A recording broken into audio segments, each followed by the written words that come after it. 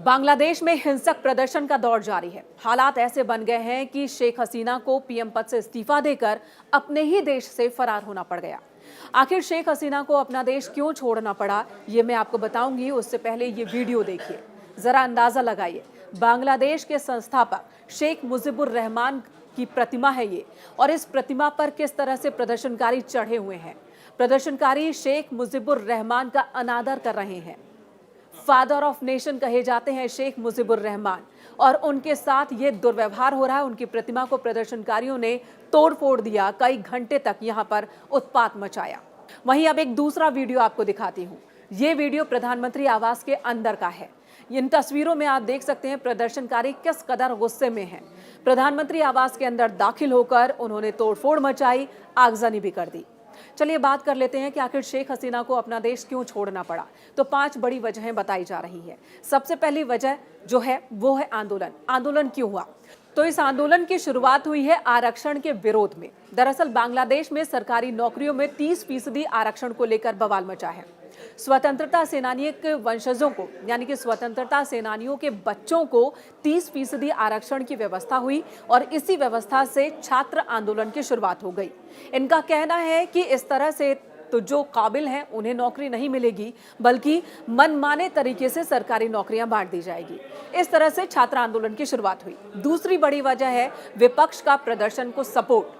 विपक्ष ने इस छात्र आंदोलन को इतना ज्यादा सपोर्ट किया कि छात्र आंदोलन हिंसक होता चला गया।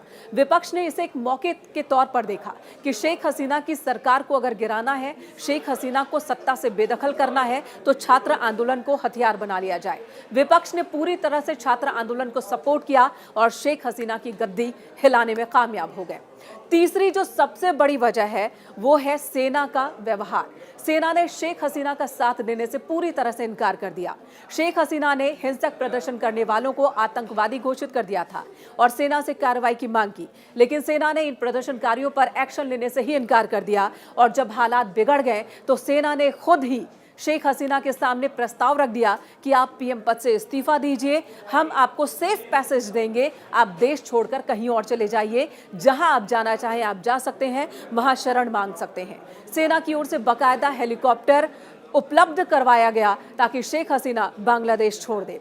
चौथी वजह जो बताई जा रही है कि इस प्रदर्शन को पाकिस्तान का सपोर्ट भी हासिल है। जी हां, बांग्लादेश में दखल देने के लिए पाकिस्तान हमेशा से ही आतुर रहा है। इस बार छात्र आंदोलन के बहाने ही उसे एक मौका मिल गया कि वो बांग्लादेश की सत्ता को अस्थिर कर सके और अंदरूनी मामले में, यानी कि बांग्लादेश के आंतरिक मामलों में अपनी दखल बढ़ा सके।